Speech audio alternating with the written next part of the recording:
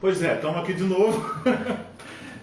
Vai entrando aí, eu quero saber, só que somente quando tiver 200 pessoas online a gente vai continuar. Brincadeira. Tá, o pessoal tá entrando aí, tá chegando. Tem alguém chegando. Alguém chega, pelo amor de Deus. Alguém aí só pra gente continuar, né? Vamos lá, estão chegando aí. Bom, vamos lá. Vamos falando. Vamos contando junto. Isso. Vai lá, vai dando certo. Aí, Léo. Para o pessoal não ter voltado. Eu não estou comentando nada, gente, porque eu não estou enxergando. Tem um problema. O que eu vou fazer, né? Tá bom. Bom, já estamos aí com os 21, né? Rodrigo Baez. O Baez está aí. O Padre Elton. Legal. Então, gente, é o seguinte. Uma coisa que é super polêmica também, e aí o pessoal deixa o pessoal com os ânimos super à flor da pele e tal, né? O pessoal tá elogiando a boina do padre. Coloca aqui o seu comentário, o que você achou da boina do padre Michael? Eu acho que o padre é livre, escreva isso. Acho que é liberdade, né? Legal. Gente, assim, ó, o pessoal tem falado muito disso, né? Que eu já andei conversando com muitas pessoas, assim, é um negócio meio quase estressante, assim, né? O grande mal do mundo agora é a esquerda.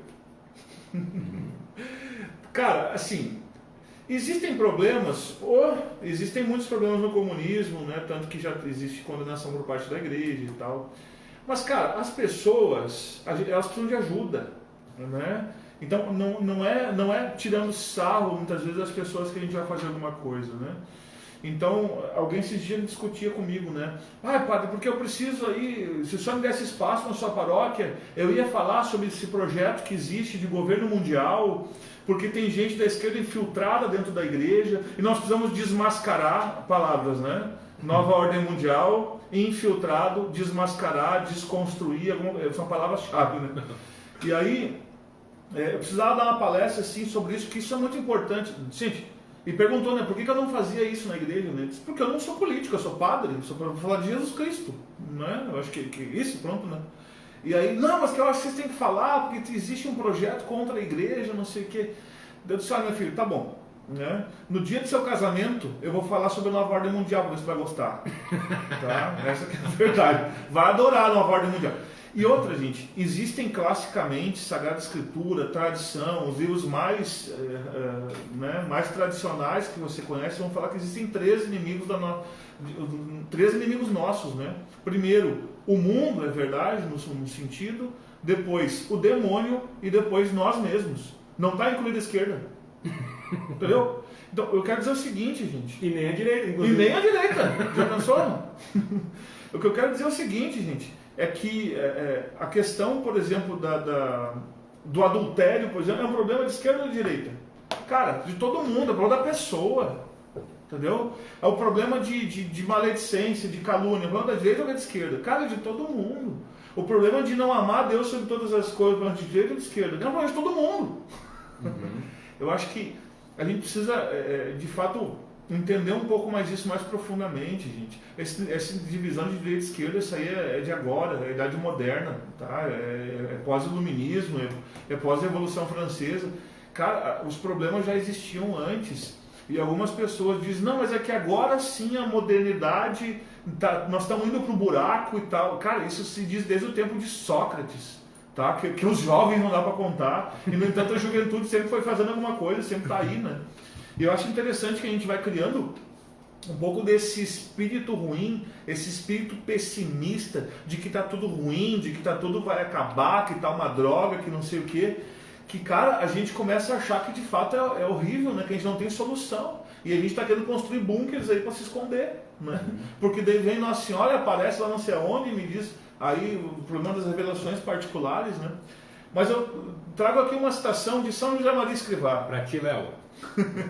Ele diz assim, ó, no Sulco, que é um livro de frasezinhas ali, né, de pontos, número 864. Tarefa do cristão: afogar o mal em abundância de bem. Não é para afogar o mal falando mal dele, não. Afogar o mal em abundância de bem. Não se trata de fazer campanhas negativas, nem de ser anti-nada. Ele diz assim: pelo contrário, viver de afirmação, cheios de otimismo, com juventude, alegria e paz. Ver com compreensão a todos, os que seguem a Cristo e os que o abandonaram e não o conhecem. Porém, compreensão não significa abstencionismo nem indiferença, mas atividade.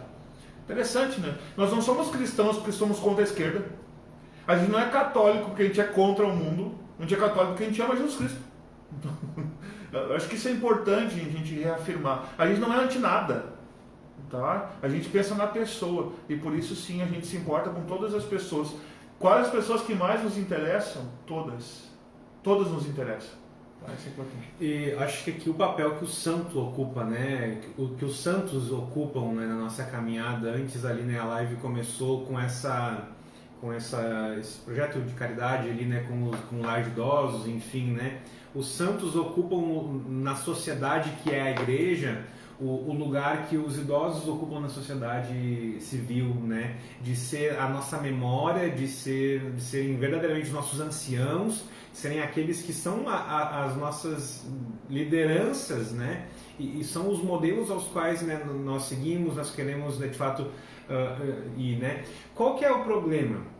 É que né? E olha que interessante, quando a gente vai olhar para a história do povo de Israel, o que aconteceu com eles? Eles, logo no início e tal, eles falaram então para o Senhor: olha, todos os povos têm reis, e a gente quer ter rei, eu quero ter um rei sobre mim, né? O povo de Israel falava. E a palavra de Deus diz que o Senhor dizia: pois então tu quer rei? Pois toma rei. Tu quer arroba? Pois toma rei. E aí o Senhor dizia que então agora sofra as consequências também de ter um rei, né? De ter alguém que te mande, enfim.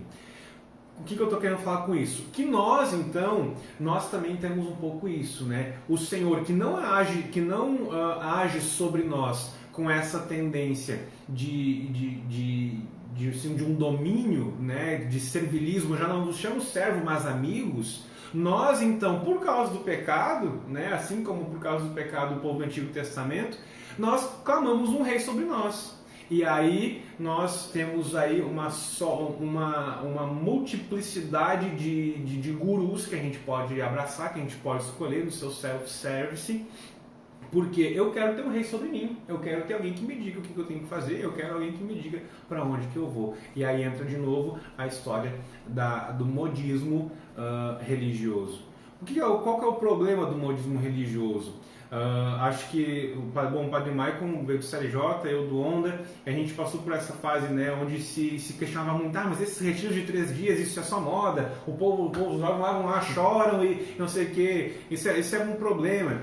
Gente, isso pode ser um problema? Pode mesmo, isso, né, é ok, só que aí vem o trabalho pós, né, de formação, de então levar a pessoa para o cerne daquilo que é Jesus, enfim. Mas qual que é o problema quando eu então escolho alguém, né, para ser rei sobre mim, que não é de fato uma autoridade espiritual, mas que fale de espiritualidade? Eu caio, né, eu vou estar lá naquela região limite daquilo que é católico e daquilo que é herético. Herético no sentido, né, bem genuíno, no sentido de que é só uma partinha, né, de que não é universal.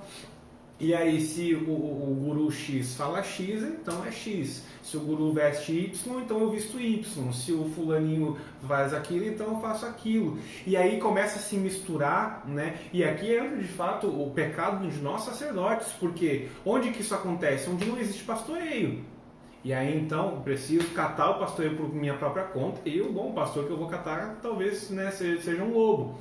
Mas o que acontece, então, é que nós vamos correndo o risco de abraçar, então, essas partezinhas, né, como se fosse universalidade, e o pior, de pessoas que não são autoridade naquilo espiritual, né?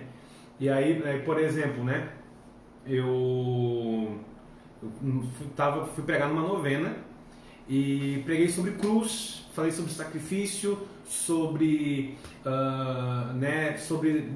não murmurar, sobre, né, se sacrificar, sobre servir, sobre ocupar o último lugar. No final da missa, o que me perguntaram: Padre, o senhor é aluno do Guerrilha Way? Gente, o que eu sabia era Jesus que falava disso. Tem alguém que falou antes, né? Tem uma pessoa que falou isso há 2000 anos atrás, né? Então, qual é o perigo? Que a gente às vezes escolhe reis sobre nós que, cuidado, né? Pode ser que eu tome, pode ser que seja ótimo dentro do viés que tal pessoa, né, do nicho que tal pessoa tenha dentro da sociedade, ótimo, mas dentro daquilo que é espiritual, opa, cuidado, né? Cuidado. Eu acho que, já que a gente falou do Ítalo, né? Tem um cara que eu gosto pra caramba, né? Que é um padre que todo mundo conhece, né? Que é o padre careca, padre Paulo Ricardo Júnior, de Azevedo Júnior. Cara, eu amo demais o padre Paulo. E me ajudou muito a formar muita coisa, né? Fiz muito curso dele, né? Tem coisas... Às vezes chega um momento que eu sei que é a próxima frase que ele vai dizer no curso. Porque a gente vai entendendo a forma da mente da pessoa de tanto escutar, né? Só que tem uma coisa que o padre Paulo não faz e que ele não consegue fazer. Porque não tem como fazer, que é pastorear, tá? Então ele nos forma na nossa cabeça, e é muito importante, ele nos dá a regra da fé, cara, com uma clareza impressionante. Sim, então, só que ele não consegue acompanhar no concreto a pessoa, porque não tem como fazer isso.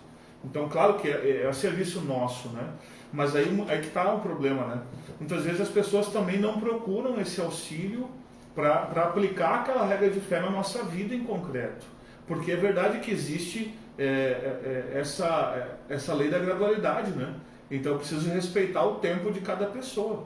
Então eu vou lá muitas vezes, escuto a verdade da fé e saio vociferando ela para todo mundo. Então é muito complicado fazer esse tipo de coisa.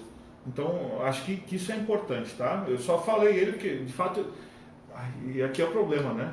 Eu gosto ou não gosto do padre Paulo Ricardo? Eles acham que não. O que eu falei? Eu falei que gosto. Mas não, ninguém não viu essa parte. Pois é, essa parte ninguém viu, né? Ninguém. É terrível, gente, é terrível. Assim como devem estar falando, mas o padre esqueceu que o Ítalo rezou o terço com 9 mil pessoas de madrugada. Gente, reza o terço, ótimo, eu acho maravilhoso. Eu também rezo todo dia, graças a Deus. Mas não é a questão, é para a liberdade que Cristo nos libertou. Agora, o problema é o totalitarismo que às vezes envolve em qualquer questão que seja. Né? Eu tive a graça de cerimoniar o padre Paulo Ricardo, né, quando era seminarista. Gente, um baita padre, um pai, um pastor. Eu me lembro assim que, acho que como ele trabalhou em seminário e enfim, ele me olhava com um olhar de piedade assim, né, por eu ser seminarista, não meu filho. Nossa, uma experiência fantástica, então não se trata de nada disso, tá, gente? O padre Diego é menorzinho, ele fala o padre Diego, a gente tá coitadinho, né? Pra mim ninguém se coisa dela. Deixa eu trazer aqui uma ideia que... Você estava falando desse pessimismo, né, que eu acho que está muito na moda agora, né? Os cursos da internet são desconstruindo fulano de tal, desmascarando não sei o quê. Está um pouco assim. Porque existe um certo pessimismo, né? E São João 23 diz assim, né? Tinha uma capacidade de ver aspectos positivos nas situações, né? Ele era um gordo bem legal, né? Não quero dizer nada, mas ele era bem bacanão, assim. E ele diz assim, ó, nos tempos atuais, né, do concílio ali, as pessoas não veem senão prevaricações e ruínas. Vão repetindo que a nossa época, em comparação com as passadas, foi piorando. E portam-se como quem nada aprendeu da história, que é também mestra da vida. Eles chamam então os profetas da desventura, que anunciam acontecimentos sempre infaustos, como se estivesse iminente o fim do mundo. A gente não está no fim do mundo, mas estamos no ensaio. Você sabe quando é que é o ensaio? Mas meu Deus do céu, gente, Jesus disse que ninguém sabe esse negócio. Então a gente fica aí com... E aqui entra um outro ponto também que é bem interessante, né? Que a gente está um pouco nessa moda das visões particulares, tá? E aqui, gente, eu quero... Entenda toda a fala, pelo amor de Deus, né? Não é só uma parte do que eu estou falando, tá? É que é o seguinte... que é legal, que é legal não mais do que isso, que às vezes é até necessário essas visões, revelações particulares, que Nossa Senhora vem, que diz alguma coisa, que tal. Cara, eu não estou negando nada disso, né? Sou muito devoto de Nossa Senhora de Fátima, Guadalupe, mas também sou de Nossa Senhora Aparecida, que não disse, né? Então, isso é completo, né? Mas ao mesmo tempo a igreja nos diz, embora recomende, ela nos diz que a gente é livre para crer na visão particular ou não, na revelação particular ou não. Sobretudo um critério para saber se é verdadeiro ou não, ela não pode contradizer a revelação universal de Jesus Cristo. Então, pois bem, agora nós estamos indo para o outro extremo. Ao invés das revelações particulares nos ajudarem na nossa fé, elas estão se transformando na nossa fé.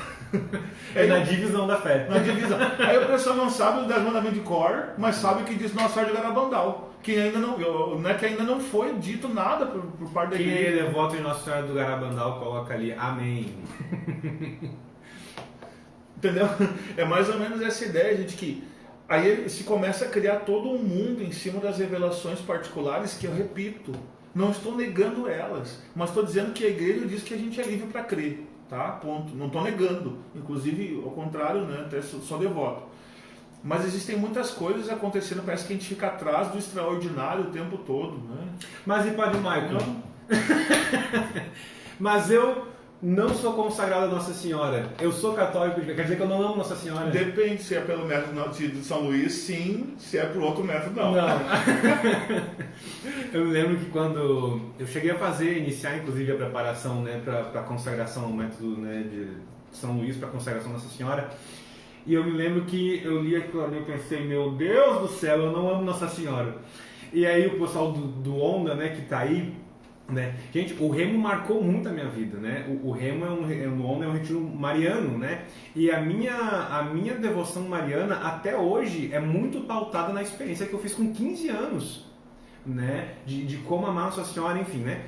E aí quando eu comecei a ler o tratado e comecei a preparação, eu pensei, meu Deus do céu, eu não amo Nossa Senhora. Então eu fui um herege, o que está acontecendo comigo? Eu lembro que isso foi tema na minha direção espiritual, eu levei para a direção espiritual, padre, eu tô preocupado, eu sou um filho ingrato para Nossa Senhora, eu não amo ela, né? Mas calma, né? Eu fui, claro, né? Graças a Deus eu fui, né? Ele foi me formando, enfim, né? Só que às vezes a gente tem um pouco essa preocupação assim com aquilo que são elementos pessoais de devoção e de chamado, inclusive, um chamado verdadeiramente carismático, no sentido de que é um carisma, é um dom que Deus dá gratuitamente, muito mais em favor dos outros do que em favor da própria pessoa, sobretudo quando se fala do método de consagração de São Luís, porque ele é totalmente em vista dos outros, em nada em vista de si mesmo, né? Mas a gente às vezes usa como se de fato fosse algo pessoal, né? E aí entra, né, gente? Quaresma de São Miguel. E aí eu tenho que fazer. Se não faz Quaresma de São Miguel, é sinal de que não faz penitência, é sinal de que só quer vida católico, Jujuba. E o bom é que a gente pode falar isso porque eu estou fazendo a Quaresma de São Miguel. E eu não. E o Padre Michael é consagrado a Nossa Senhora. E ele não. Cara, a gente precisa discernir, e aqui voltamos para aquele ponto inicial, né? O que é essencial, fundamental na nossa fé para aquilo que é adorno. Pode ser um adorno conveniente, tá? O Padre Paulo, inclusive, fala da engenharia da santidade e arquitetura. Engenharia é aquilo que é fundamental. Ninguém está livre. Vocês confessam? Sim, eu também. Você celebra a missa? Eu celebro também. Essas coisas não... Reza. Essas coisas são fundamentais. Agora, o como vai ser feito isso, por qual método, com qual livro, para onde, com qual procissão vai fazer, cara, quantas chibatas, isso é muito pessoal, isso é arquitetura, né? Porque né, a gente usa mais arquitetura enfeite do negócio, estilo, e isso é muito importante, tá? Então, distinguir aquilo que é essencial daquilo que é não essencial. Secundário. Isso. Cansei. Mais um. E acabou a água. Alguém traz água aí pra gente. Bom, eu vou trazer mais elementos então. Quando o pessoal vem e fala para viver a modéstia tem que usar saia e tem que usar véu na igreja, né? Desculpe se você usa saia e usa véu na igreja. Amém, seja livre, seja feliz. A gente até brinca, né? Quanto menos razões você der para usar saia, me parece que melhor a intenção que você tem para isso, né? Só um pouquinho, porque perguntaram, tem como guardar esses padres em um potinho aqui em casa? Eu acho que o Padre Michael não vou caber, gente. Tem que ser... Não faz o Padre Diego isso, mas vai estragar todinha a live, né? Mas, gente, esse negócio é um negócio muito sério, tá? Porque a modéstia, de fato, é algo que me ajuda, no caso, especialmente no caso das mulheres, né? Especialmente, porque ajudam a viver a castidade, tá? Agora, o que não dá para criar é a regra, né? Existe somente a saia como forma de viver a modéstia? Não. Simplesmente não. Não. Inclusive, né, vamos reforçar. Quanto menos motivos tu tiver para usar saia, melhor. Por que tu quer usar? Porque eu quero. Ótimo. Vai e usa. Isso aí. bem livre. A modéstia é justamente aquilo que é para proteger o corpo, né? E quanto mais moda eu faço em cima da modéstia, pior fica, né? Porque eu estou querendo apresentar, né? Mas enfim, se é livre, quer usar, usa, não quer, não usa. Cara, o que não pode fazer? Agora está o contrário, né? Então, por favor, né? Controle o estilo de roupas que se usa também. Isso quer dizer, então, se eu não uso saia, posso usar calça apertada e gastar apenas 50 centavos em tecido? Né? Calças que precisam de ajuda de outras 2 pessoas para conseguir entrar dentro. Não quer dizer isso. Não quer dizer isso. Até aqui tem eu estava fazendo um garimpo lá na biblioteca do seminário e aí eu achei esse documento. É na verdade uma alocução, ou seja, não é um documento, foi uma fala do Papa Pio. A alocução é fala, né? Isso aqui falou tudo isso, era, enfim. Fala bastante.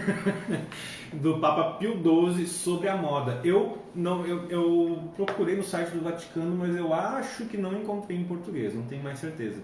Vê que é uma versãozinha aqui bem já ferradinha, coitada. Ela é de 1961, tá? Essa alocução do Santo Padre, né? O Papa Pio XII sobre a moda. O pessoal aí que gosta então de ler sobre isso, enfim, é um material bem interessante. Olha aqui, por exemplo, a formulação do problema moral da moda e suas soluções. Interessante, tá? Então aí, vamos direto na fonte, gente. Ah, não, mas é que tem um santo, daí usa o que eu falei, né? Tem que usar os santos e tal, né? Mas daí, é que tem um São Sinfrônio do século VII que disse que tem que vestir como a Virgem Maria vestiu. Bom, e aí, Padre Maicon? Pois é. Outras coisas, outros itens, né, que é interessante, né? O latim é a língua oficial da igreja. Então quer dizer que a missa em latim é a única missa válida, ou mais, né, do que isso, na missa do rito antigo, antes do Concílio Vaticano II, a missa de São Pio V, do rito de São Pio V, é a única missa válida. O pessoal chama essa de missa tradicional, né? Uhum. Que tem missa mais tradicional do que essa, né? Sim. A missa que São Pedro rezou, por exemplo, né? Que é mais antiga do que a de Pio V. Então, o latim, queridos, embora seja a língua oficial da igreja, não é a língua mais antiga. Então, é importante que exista essa grande referência universal, por exemplo, do latim, do canto gregoriano, tal, que é super... inclusive o Concílio Vaticano II recomenda a ele, diz que a dignidade do canto será... O canto será tanto mais digno quanto mais parecido com o gregoriano ele for. Isso fala o Concílio, nessa questão do Concílio. Agora... O fato é o seguinte, gente, o concílio também não exclui outras polifonias sacras, outro material, e da mesma forma a missa, né? Quando o pessoal vem dizer, padre, o senhor sabe rezar a missa tradicional? Eu digo que não, porque eu não sei grego. Grosseria. Não, mas é um problema, porque a missa tradicional, o pessoal chama agora como a missa de Pio V, mas nós temos um problema aqui. O missal de Pio V, historicamente, ele foi formado pela reunião de muitos outros missais. Existia uma amálgama de ritos antes que foi simplesmente universalizado, que foi uniformizado por São Pio V. E ainda continuam existindo outros ritos, inclusive nas igrejas orientais. Inclusive, a própria missa chamada, né, tridentina, ou a missa no rito extraordinário, que é o nome correto a ser usado, ela inclusive foi reformada por São João XXIII no século agora, 50 anos atrás, né, no século XX. Então ela não é tão tradicional assim, tão antiga assim, como, né, às vezes a gente acha. Gente, uma partilha de novo, assim, né, desse assunto? Tá. Uma partilha em relação a isso como pai, né? Se vocês soubessem a quantidade de mensagens que eu recebi de pessoas, né, perguntando, padre, na minha paróquia, pessoas assim, né, por causa dessa mensagem, dessas perguntas do Instagram, né, dos blocos de perguntas, padre, na minha paróquia agora a Eucaristia é só na mão, então será que eu devo comungar? Por causa da pandemia, né, confundindo as coisas das questões sanitárias, muitos lugares não estão mais distribuindo Eucaristia, né, para as pessoas comungarem diretamente na boca. Aí, cara, se tu tá questionando comungo ou não comungo porque eu vou receber na mão, é porque, cara, tu não é livre. Tu precisa de uma lei ainda. E não entendeu que é Eucaristia, né? Exato. E se tu precisa de uma lei, tu não é livre. Não é livre. Isso, acho que talvez esse é o exemplo que mais assim, deixa claro, né, assim, a imagem do que a gente está querendo tratar aqui hoje. Se eu preciso de uma lei é porque eu não sou livre. Eu não estou sendo livre. E digo mais, Tá aí São João Paulo II para nos ensinar também. Se não tem liberdade, não tem amor. Porque o amor é uma expressão da liberdade. Quando a liberdade vem, toma o seu lugar, diz São João Paulo II. O que o pessoal está pensando? Que você só dá comunhão na mão. Só. Entendeu? Esse é que é o problema da discussão. A gente está fazendo uma discussão aberta agora, a gente quer que a gente entenda o problema amplo, né? Na sua totalidade, tá? Então, o que é o mais importante nesse caso? Eu sei que o pessoal vai aí para a internet e fala um monte de coisa, porque o padre falando de tal, é um esquerdista que não sei... Cara, o que é o principal do negócio, né? Vá à missa, assista com piedade, coloque todo o seu coração, sua interioridade ali e receba a Cristo da forma mais digna que você puder naquele momento. Isso é o mais importante, tá? Agora, o que você vai fazer? Você vai receber na mão e vai colocar na boca também. Então, eu acho que tudo bem. Mas é que a forma na boca é a forma ordinária e na mão é extraordinária, segundo a redenção e sacramento de bênção. Eu sei, a gente sabe disso. Tá? A gente sabe. Tá? Só que tem coisas aí que a gente não pode trocar aquilo que é essencial por aquilo que é secundário. Tá? Repito. Mas vai ser mais digno. Mas naquele instante não vai dar. Então receba dignamente tanto quanto você puder. Então acho que isso é bem legal e bem importante. Tá? Mas então a gente é contra a missa em latim? Absolutamente não. Esses dias eu rezei aqui na paróquia. Tá? Missa em latim. Mas é uma missa. Eu sou contra fazer da missa em latim para a principal. Tá? Eu acho que ela é missa assim como outras missas, tá? E a gente pode ser, a gente faz uma experiência mais bonita, pode ser, porque daqui a pouco mudou a língua e tal. Cara, super legal. Mas agora é isso, entende? A gente não dogmatize. E aqui é interessante que eu dizer antes, né? O rito da missa que a gente celebra, se é Paulo VI, se é João XXIII, se é Pio V, o rito não é dogma, tanto que ele pode ser reformado. Tá? A Eucaristia, a presença real de Jesus Cristo na Santa Missa, isso é dogma. Tá? E isso a gente não desacredita. Não, acho que isso é bem importante, tá bom? E a própria questão, até para deixar claro, né, que a moral do negócio é não ser partidário, também quando antes de pandemia, com ou sem pandemia, não, mas daí também é que a missa boa é aquela missa da unção, né? Aquela missa que o padre é ungido, né? Até onde nós sabemos, não tem como não ser padre ungido, né? Ou então quando eu vou, né, atrás daquele, não, porque lá o Ministério de Música é firmeza. Cuidado, a mesma coisa.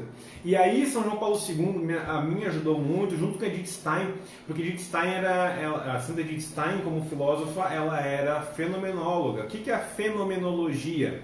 A fenomenologia, esse palavrão significa o quê? Uma análise do fenômeno sem dar tanta importância para o conteúdo do fenômeno, mas ver o que está acontecendo no fenômeno em si.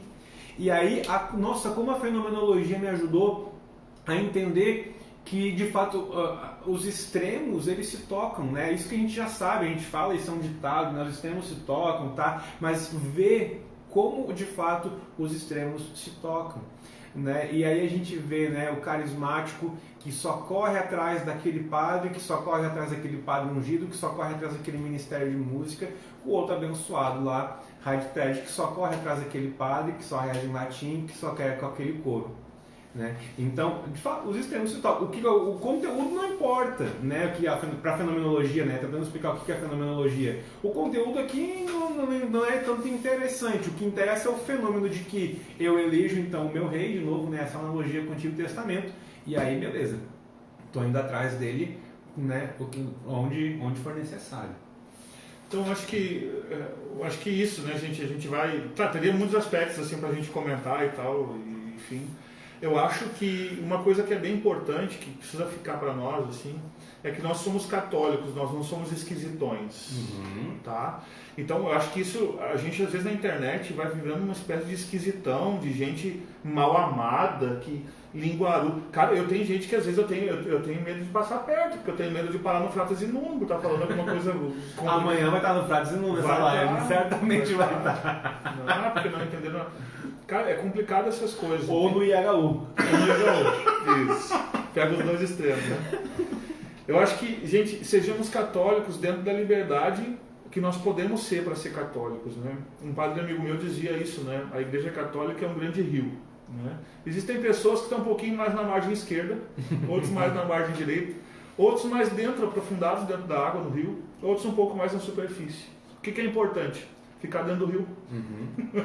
E inclusive tem uma, não sei se tu sabe, mas tem uma entrevista do Padre Léo no Jô Soares, que ele fala, né, de uma experiência que ele teve, eu não me lembro se foi uma visualização, se foi enfim, né, mas ele fala que teve então uma imagem que o Senhor concedia a ele de que da fé ser um rio e que haviam muitos católicos que estavam nas profundezas desse rio, mas eles usavam roupa de astronauta, ou seja, eles não se deixavam tocar, né, por aquela realidade.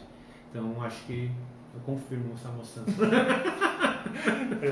Então isso, gente, eu acho que é bacana isso, né? Só mais um ponto, talvez, que a gente não tocou, foi o homeschooling, né? É mesmo. Que agora o pessoal também... Qual é a visão boa da coisa, né? Não, só Por outro lado, se tu quiser ser um esquisito dentro da normalidade, seja também. Porque é uma outra tendência que eu estou vendo aí pelo Instagram, uma crítica aos cristãos com crucifixo. Né? Então, mas se tu quiser ser um cristão que usa crucifixo, usa a blusinha da igreja, também está bem liberado. Eu mesmo fui muito tirado, né? O Padre Kleber está assistindo, fui muito tirado pelo Padre Kleber, pelos nossos amigos de São Leopoldo, porque tinha uma camiseta que eu comprei, a primeira camiseta religiosa que eu comprei, ela era preta, tinha uns negócios aqui branco e tinha um terço branco aqui. Rapaz, ela saía da máquina de lavar e voltava pro corpo, porque eu só usava ela. Quer usar também? Fica bem de boa. Não quer usar, não usa também, né? Pronto, acho que isso é de boa. O pessoal, às vezes eu comento com o pessoal, né, sobre música, né? Rapaz, você viu aquela música nova que saiu do fulano de tal lá, desses artistas católicos? Eu disse, não gosto de música católica, não gosto de música religiosa. O pessoal fica apavorado, como é que você não gosta? Cara, eu não sei, não é que eu não gosto, né? É que às vezes me leva a oração uma musiquinha ali, se eu não te amasse tanto assim, talvez não visse flores. Sabia que ele ia citar. Cara, não, é um exemplo, né? Como cortar pela raiz se já deu flor, sei lá, Cidadão Kane, eu gosto de muita coisa. Eu não gosto de coisa vulgar. Eu acho que eu, por exemplo, não escuto música secular. Não porque não é pecado, não porque é pecado, mas porque eu não quero. Eu acho que está aí minha grande paixão pelo Rosa de Saron, porque foge um pouquinho do senso comum. Mas eu acho que isso, gente, a gente tem muito espaço para viver a liberdade, né? E a gente aprender a conviver com a liberdade do outro nos faz mais livres também, né? Eu acho que... Uma última palavra, então, sobre o homeschooling. Qual é o problema que está por detrás, né? É que às vezes é a preocupação dos pais, né? Colocar os filhos numa escola que seja boa, que vai educar e que não vai ser partidária, que não vai ensinar ideologia de gênero, que não vai ensinar um monte de barbaridades. Essa preocupação ela é justa e ela deve existir. Uhum. Agora, e aí vai para o outro lado, achar que a única escola boa é a escola dos pais dentro de casa, quando eles educam seus filhos, aí já é um outro problema. Primeiro porque é muito difícil de colocar em prática, tá? De que os pais dominem os conteúdos e possam ali acompanhar direto os filhos. O pai também tem que trabalhar, também tem outro tipo de vida. O mundo hoje é um pouco mais dinâmico, né? Aliás, só o pai trabalha, né? Porque a mulher tem que ficar em casa. A mulher é obrigada a ficar em casa agora hoje, né? Não pode não ficar em casa. Então, é claro, pode ser, mas é mais conveniente. Mas não é dogma. Uhum. Esse é o ponto da discussão, tá? Inclusive tem gente que eu aconselho, escuta, você já está aí com 4, 5 filhos, por que você não opta? Está gastando, aquilo que você ganha, você gasta mais em creche do que outra coisa. Cara, eu quero dizer o seguinte, lide com a liberdade das pessoas.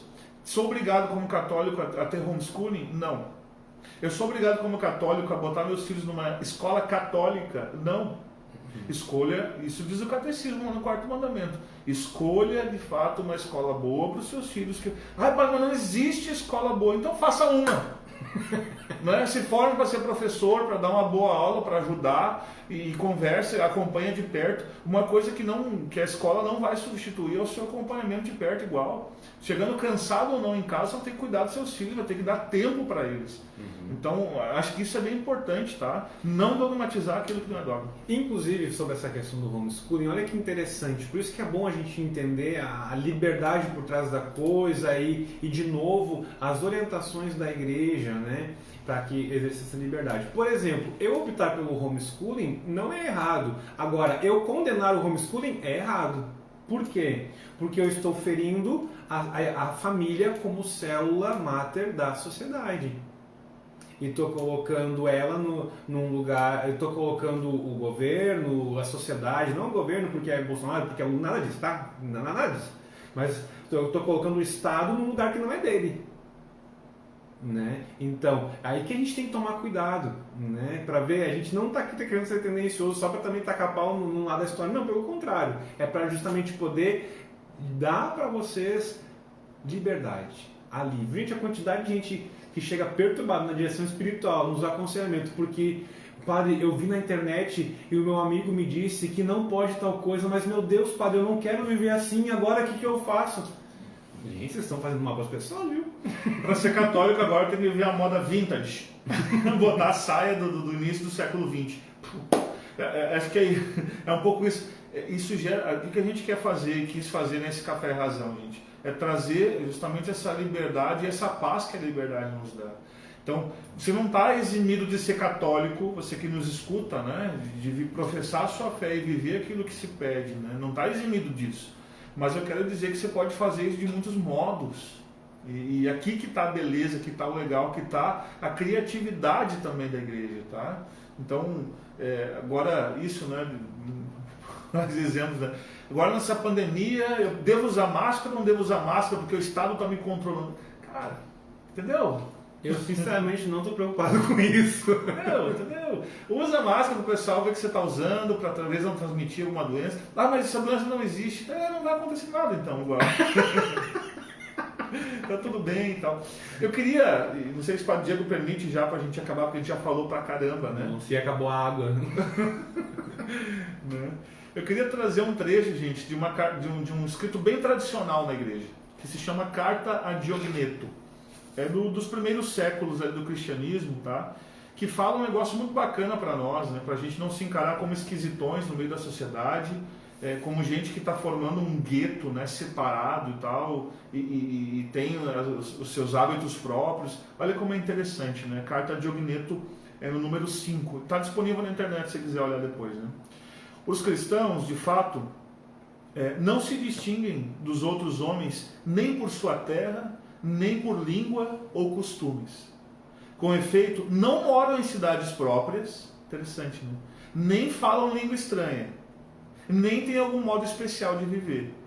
Sua doutrina não foi inventada por eles, graças ao talento e especulação de homens curiosos, nem professam, como outros, algum ensinamento humano. Pelo contrário, vivendo em cidades gregas e bárbaras, conforme a sorte de cada um e adaptando seus costumes do lugar quanto à roupa, ao alimento e ao resto, testemunham um modo de vida social admirável e sem dúvida paradoxal. Casam-se como todos, geram filhos, mas não abandonam os recém-nascidos. Porém, não põem a mesa em comum, mas não o leito. Em poucas palavras, assim como a alma está no corpo, assim os cristãos estão no mundo. Tá? Eu acho que isso é muito belo para a gente, né? A gente não tem uma roupa específica de cristão, a gente não tem uma coisa específica que a gente come só como cristão, não tem um jeito de tomar banho como cristão. Acho que é isso, né? É na nossa liberdade, né? E para finalizar, esse é o lugar, né, dos leigos, sobretudo, né? É o meio do mundo, né? Deus enviou vocês desde o batismo para estarem no meio do mundo, e no meio do mundo ser conhecido de fato esses luzeiros que vão aí de fato fazendo com que a luz de Cristo, né, eu sou a luz do mundo, fazendo com que essa luz possa de fato estar ali, né, fazer com que essa luz seja de fato a grande manifestação de Deus no meio do mundo para levar a luz a quem está no meio das trevas. É isso. Para de brigar na internet, vai lá, convida a pessoa para jantar na sua casa. Né? E ali você vai conversando, vai entendendo bem como é que funcionam as coisas, a preocupação de Cristo por cada um. Né?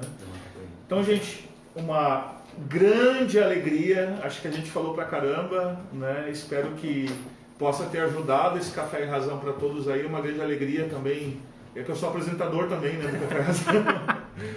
Espero de fato que esse momento possa ter sido bem importante para todos aí. Enquanto Café e Razão, gente, vida longa ao café. A gente quer conseguir trazer esses vários temas para tantas e tantas pessoas aí que precisam, né? Jogar a luz da razão, que também foi criada por Deus, juntamente com a luz da fé e fazer com que a gente consiga voar muito mais alto, né? Então, obrigado por aqueles que nos assistiram, compartilhe aí, né? Na próxima vez convido o pessoal a participar mais conosco também, que os temas são sempre atuais, interessantes, e o pessoal que fala geralmente é bom, né? Às vezes destoa assim, um pouco. Um ou outro que destoa, né? Então, obrigado pela presença, gente. Fiquem com Deus e a gente vai se vendo por aí também, tá bom? Não teve café porque tá muito calor, Geude. Hoje o negócio é muito tenso. Não teve café. Então, a gente dá a bênção final, isso pode, né? O Senhor esteja convosco e Ele está no meio de nós. Por intercessão de São João Paulo II, abençoe-vos o Deus Todo-Poderoso, Pai, Filho e Espírito Santo. Amém. Valeu! Vai ficar salvo, manda pra todo mundo aí. Valeu!